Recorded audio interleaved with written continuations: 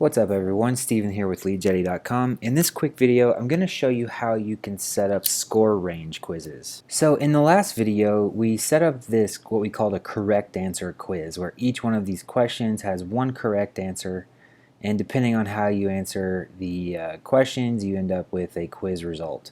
So I don't want to do too much here because really a correct answer quiz and a score range quiz are pretty much the same architecturally, and I'll show you what I mean in just a second.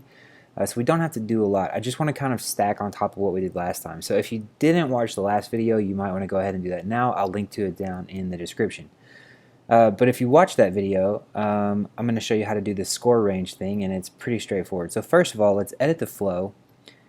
And in here, we called this correct answer quiz. I think I'm just going to call this crypto quiz because now we're kind of reusing it for multiple things. That's not a really big deal. But in any case, what we need to do is change this from correct answer to range score. And we'll update this flow.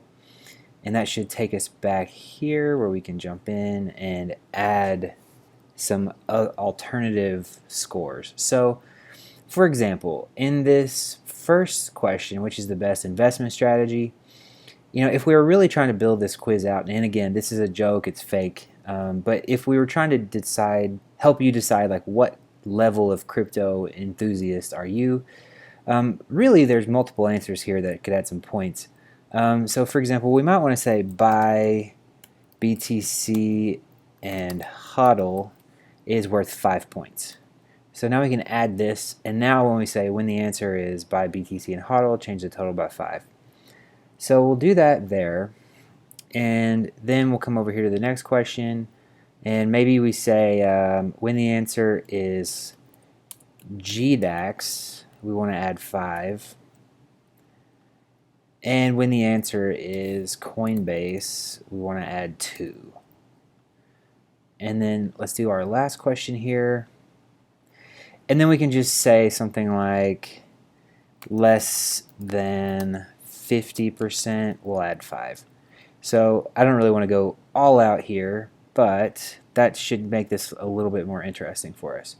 So now let's go ahead and go preview this again. So we'll open this in an incognito window, and I'm going to need to, looks like I'm here. Okay, good. So are you a real crypto investor? Start the quiz. So let's say buy BTC and HODL.